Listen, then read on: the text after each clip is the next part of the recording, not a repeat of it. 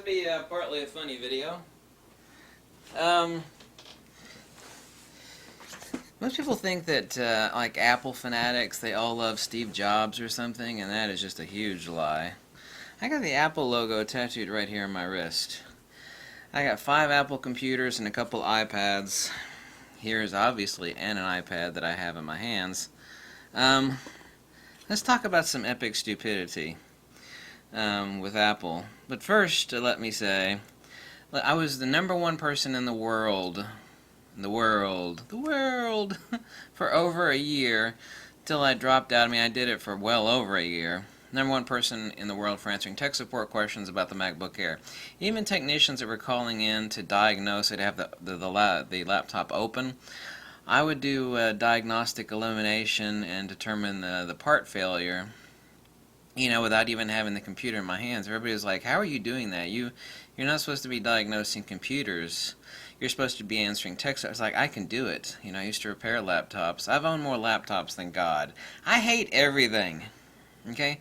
I'm one of those people. There's some things that I love, like Fuji and some other things. I have an iMac here, but I'm not a real hardcore iMac fan. I got it because it's got a 4K display.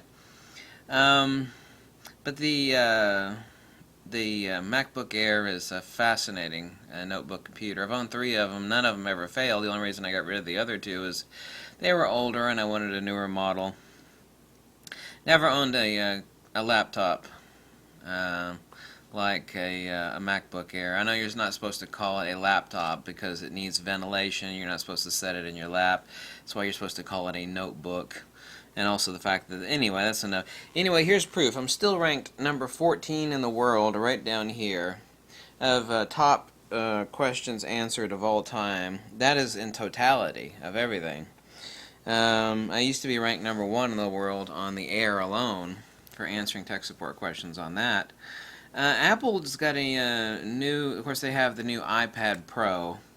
By the way, when they came out with the new iPad Air, which just is an iPad Air, they asked Steve Wozniak, who's the real brains behind Apple computers, not Steve Jobs, who was a horrible, vile person. I mean, he was a bad father. He was a real douchey. He was a disgusting person as far as how he treated his employees. Everybody also that I know, and I know quite a few people, that have worked for Apple, and it's like, man, it's just a horrible company to work for. It's just a horrible company to work for. It's like, yeah, I can imagine it is. Apple actually treats its employees as if, like, working for us is a pleasure. You're not here for the money. You should feel privileged to work here.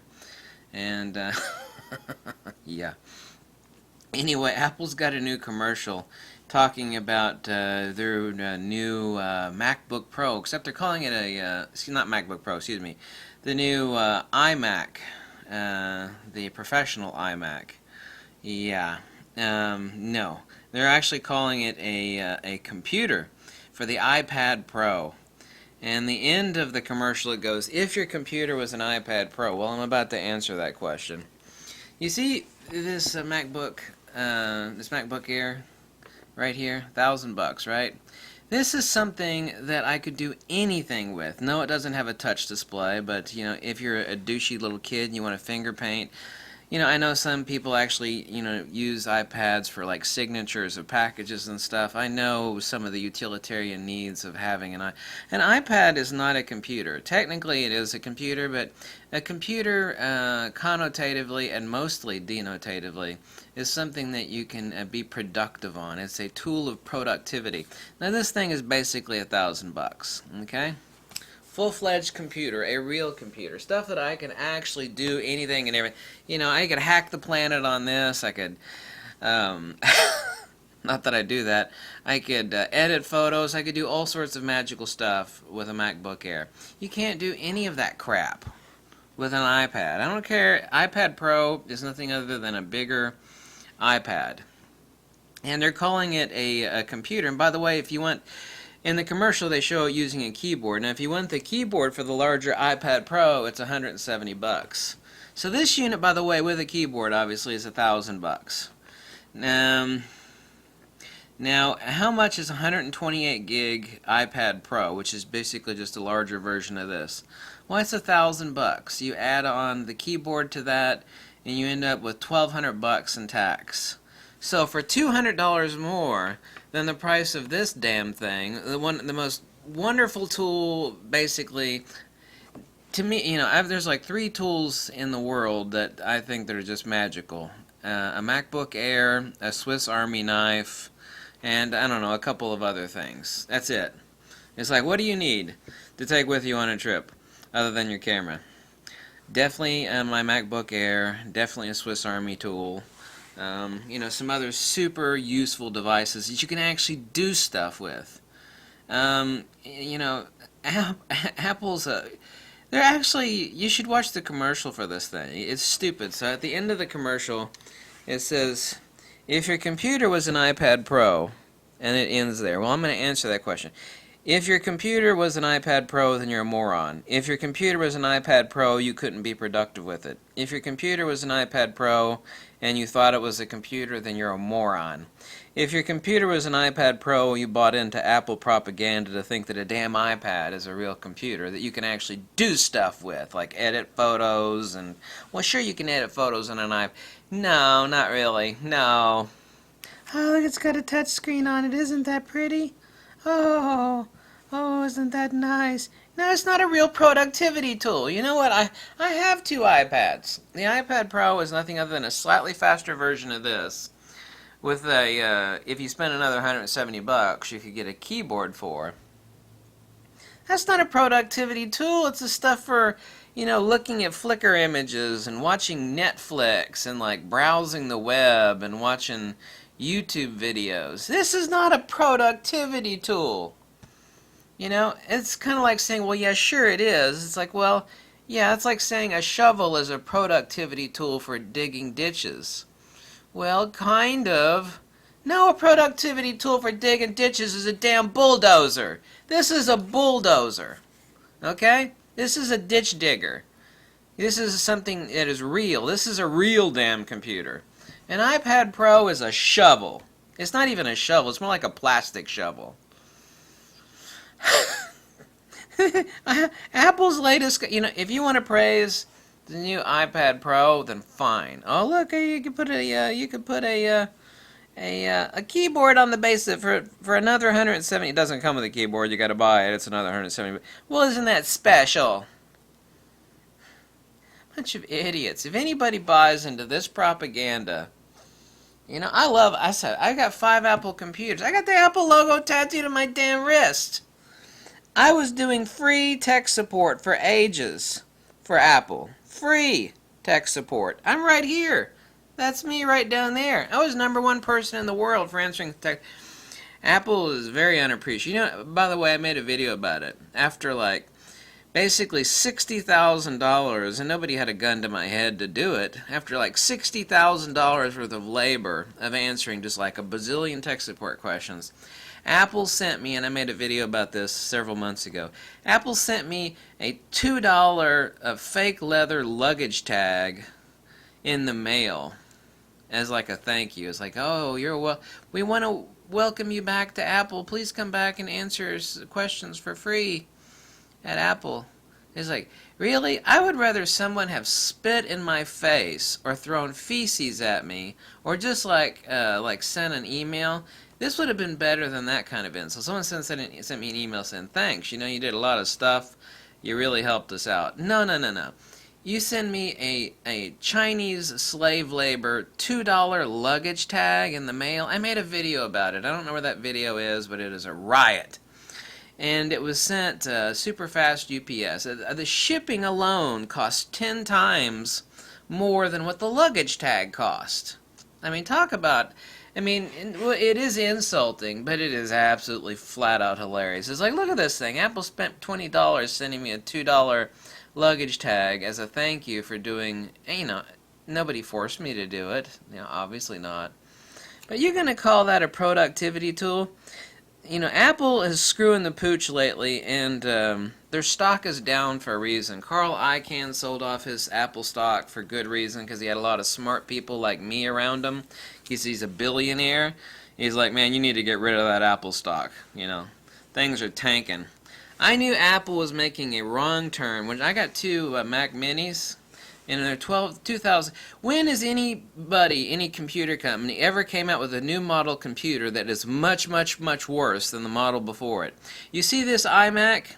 This is kind of like Apple's bread and butter for computer sales. What do you think, MacBook Pro or the MacBook Air? No, no, it's the iMac.